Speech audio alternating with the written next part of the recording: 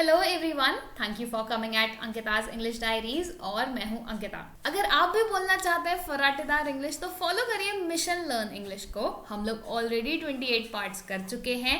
आप ये सारी ही वीडियोस टॉप राइट में आई मार्क टच करके देख सकते हैं या फिर नीचे डिस्क्रिप्शन बॉक्स में दिए गए लिंक्स को भी फॉलो कर सकते हैं।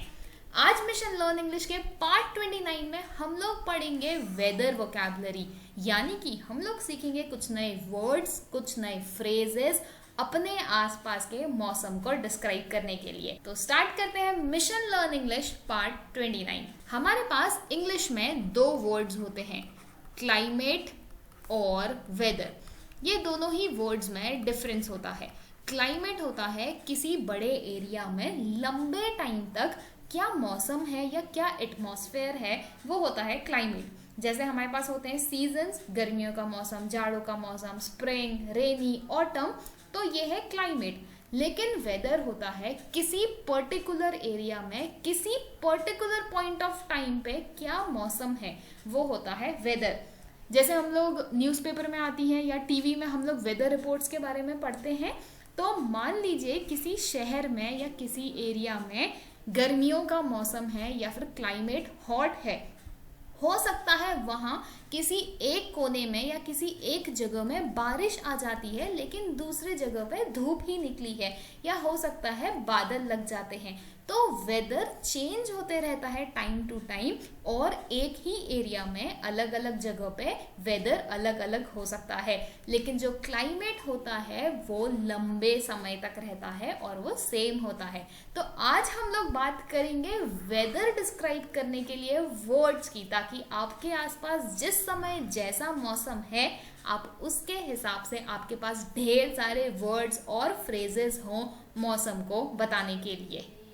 हम लोग स्टार्ट करेंगे कुछ कॉमन वर्ड्स और उनके डिफरेंसेस के साथ। हॉट और वार्म दोनों ही समर सीजन में यूज होते हैं। वार्म होता है जब गर्मियां शुरू होने लगती हैं, टेम्परेचर बढ़ने लगता है, लेकिन जो गर्मी होती है वो बर्दाश्त करने लायक होती है।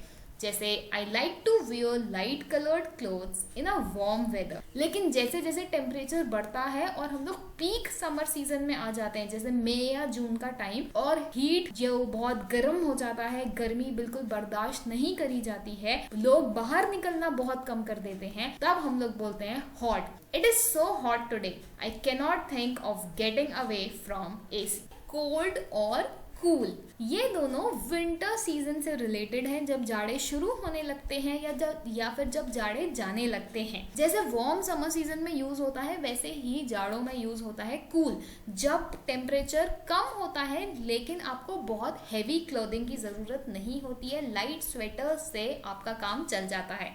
I love cool weather because I don't have to carry jackets.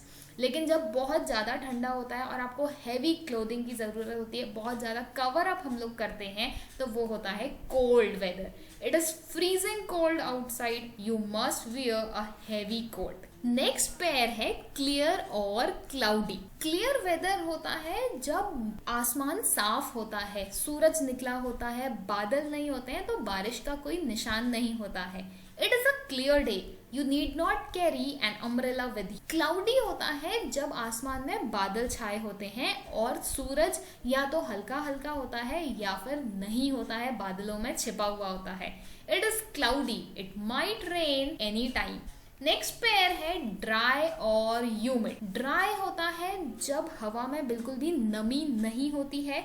Forest fires are often caused due to the dry weather. Humid होता है जब मौसम में बहुत ज्यादा नमी होती है, या फिर हम बोलते हैं जब उमस भरा मौसम होता है, उसको हम लोग बोलते हैं humid weather. It is very humid today, I have never sweated this way before.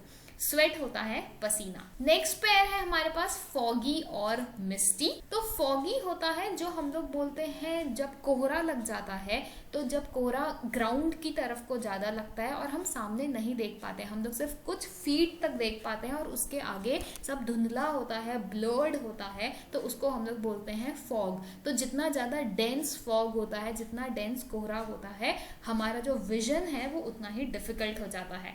Due to fog visibility is restricted, we can't see the road ahead।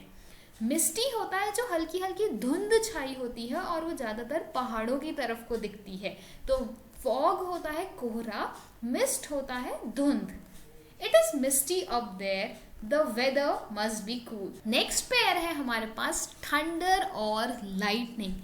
Thunder होता है बूमिंग साउंड ऑफ क्लाउड्स, जो बादल गरजते हैं, आपस में टकराते हैं और जो बूम की आवाज आती है, that is thunder. My grand mother is scared of the rumbling sound of thunder. तो जो बादलों की गरज होती है, वो बूमिंग साउंड होती है, उसको हम लोग बोलते हैं रम्बलिंग। लाइटनिंग होता है जो इलेक्ट्रिक करंट आता है, जो बिजली चमकती है आसमान में, वो होता है lightning. During lightning, we rushed indoor very early. तो ये थे हमारे common pairs of misunderstood words, यानी कि वो सिमिलर वर्ड्स या फिर टर्म्स जिनके डिफरेंसेस के बीच में कंफ्यूजन होता है। अब हम लोग सीखेंगे कुछ नए फ्रेजेस या फिर वर्ड्स सीजन वाइज। सबसे पहले हम देखेंगे समर सीजन के बारे में। तो पहला वर्ड है सन बर्न और साथ में ही एक होता है सन टैन। सन टैन होता है जब आप धूप में रेगुलर निकल रहे होते हैं और आपकी जो स्किन कलर होता है वो डार्क होने लगता है या फिर डल होने लगता है, और उसको हम लोग बोलते हैं सन टैन। सन बर्न होता है जब आप धूप में बहुत देर तक खड़े होते हैं और इंटेंस हीट होती है, तो आपकी जो स्किन होती है वो बर्न हो जाती है और वो रेड हो जाती है, and that is very painful. तो उसको हम लोग बोलते हैं सन बर्न। बहुत इची फीलिंग होती है, ये होता है सनबर्न। सनशाइन होता है धूप, रोशनी सूरज की। ब्राइट डे होता है जब आसमान साफ होता है, सूरज होता है, बादल नहीं होते हैं, तो बारिश का भी कोई पॉसिबिलिटी नहीं होती है। ब्राइट वेदर यूज होता है जब आसमान साफ होता है, बादल नहीं होते हैं, सूरज बाहर आया होता है, तो हम लोग बोलते हैं ब्राइट डे या फिर ब्राइट वेदर। हीट वेव होती है हिंदी में जिसको हम लोग अक्सर बोलते हैं लू। तो जब बहुत ही ज्यादा गर्म मौसम होता है और अनबियरेबल हीट होती है, जैसे हम लोग बोल रहे थे वार्म वेदर होता है और हॉट वेदर होता है। तो हॉट वेदर जब बहुत ज़्यादा गर्मी होती है पीक सीजन में, मई जून में, तो गर्म हवाएं चलने लगती हैं और जिसको हम लोग लू बोलते हैं हिंदी में, वो होती है हीट वेव्स। हीट वेव्स की वजह से कुछ फ्लू टाइप की प्रॉब्लम्स होने लगती हैं। जो लोग अगर बहुत ज़्यादा लू में बाहर हैं तो उनको चक्कर आने लगते हैं, लोग फेंट होने लगते हैं, और उस कंडीशन को, उस हेल्थ कंडीशन को हम लोग बोलते हैं हीट स्ट्रोक। नेक्स्ट हम लोग बात करेंगे रेनी सीजन की। जब बारिश हल्की हल्की होती है या फिर बूंदाबांदी चल रही होती है तो उसको हम लोग बोलते हैं ड्रिजल। जब बारिश तेज हो जाती है, हेवी रेनफॉल होता है, उसको हम लोग बोलते हैं डाउनपोर। शार होता है जब एक बारिश का झोंका आता है और फिर बारिश खत्म हो जाती है, तो उसको हम लोग बोलते हैं शार। जब बारिश होती है और रोड में गड्ढे बन जाते हैं या जगह जगह पानी भर जाता है, उसको हम लोग बोलते हैं पडल्स।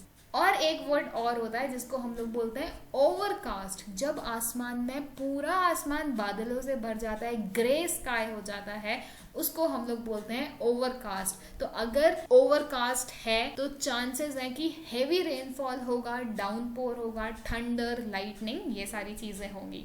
नेक्स्ट सीजन है हमारे पास स्नोई वेदर, जब बर्फ गिरती है।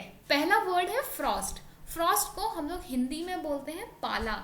तो जमीन में जब बर्फ जम जाती है या ओस जम जाती है तो उसको हम लोग बोलते हैं फ्रॉस्ट। और आपने सुना होगा कई लोगों को फ्रॉस्ट बाइट हो जाता है। तो फ्रॉस्ट बाइट होती है एक प्रॉब्लम या फिर एक डिजीज कह सकते हैं, एक कंडीशन होती है, लेकिन फ्रॉस्ट होता है जो पाला पड़ता है। हेल होता है ओलों की बारिश या फिर ओले। हम लोग ओला, जो एक पर्टिकुलर ओले को आप कहते हैं, हम लोग उसको बोलते हैं हेल स्टोन। तो जो बारिश होती है और ओले गिर रहे होते हैं उसको हम लोग बोलते हैं हेल। स्लीट होता है ओले जब गिर रहे होते हैं, ओलों की बारिश होती है तो वो नीचे आने तक वो पानी बन जाता है और उसको हम लोग बोलते हैं स्लीट। तो कई बार जब मौसम ज़्यादा ठंडा है तो या तो बर्फ गिरती है या ओले गिरते हैं या फिर ओलों की बारिश हो रही होती है, वो नीचे आने तक का पानी बन जाते हैं या जमीन में गिरते ही वो पानी हो जाते हैं, तो उनको हम लोग बोलते हैं स्लीट। स्नो स्टॉर्म, जब बहुत ज़्यादा स्नोफॉल है उसको हम लोग बोलते हैं स्नो स्टॉर्म। और स्नो स्टॉर्म से भी सीवियर जब वेदर हो जाता है उसको हम लोग बोलते हैं ब्लिजर्ड। ब्लिजर्ड होता है जो बर्फीला तूफान होता है। तो ये ज़्यादातर हाई हिमालयन रीजन्स में होता है, बहुत ठंडी होती है और तूफान भी चल रहा है और बर्फ का ही तूफान है, बर्फीला तूफान जिसे हम कहते हैं, तो वो होता है ब्लिजर्ड। और स्नो स्टॉर्म होता है जब बहुत ही ज्यादा बर्फ गिर रही होती है। नेक्स्ट है हमारे पास विंडी वेदर। तो जब धीमी हवाएं चलती हैं, तेज हवाएं चल रही हैं, तूफान आ रहा है। अब हम लोग बात करेंगे कुछ वाले टर्म्स की। सबसे पहले है thunder storm. Thunder storm 2 words हैं, थंडर और स्टॉर्म। तो जब बहुत तेज तूफान आ रहा है, बादल गरज रहे हैं और बिजली कड़क रही है, चमक रही है, तो वो होता है थंडर स्टॉर्म। ब्रीज होता है धीमी मध्यम अच्छी सी ठंडी हवा जो बिल्कुल आपको रिजुविनेट कर देती है, रिफ्रेशिंग हवा होती है, उसको हम लोग बोलते हैं ब्रीज। गेल होती है जब तेज हवाएं चलने लगती हैं, उसको हम लोग बोलते हैं गेल। नेक्स्ट है साइक्लोन। साइक्लोन के अलग अलग नाम होते हैं। साइक्लोन को टाइफून भी कहते हैं, हरिकेन्स भी कहते हैं और खुद साइक्लोन भी कहते हैं। तो साइक्लोन हिंदी में होता है चक्रवात। जब बारिश भी होती है और तेज हवाएं चल रही होती हैं, तूफान होता है, तो वो तूफान थोड़ा डिजास्ट्रस ज़्यादा होता है। छतें उखड़ जाती हैं, उड़ जाती हैं, पेड़ उखड़ जाते हैं, पोल गिर जाते हैं और थोड़ा तहस नहस हो जाता है, वो होता है साइक्लोन। टॉर्नेडो।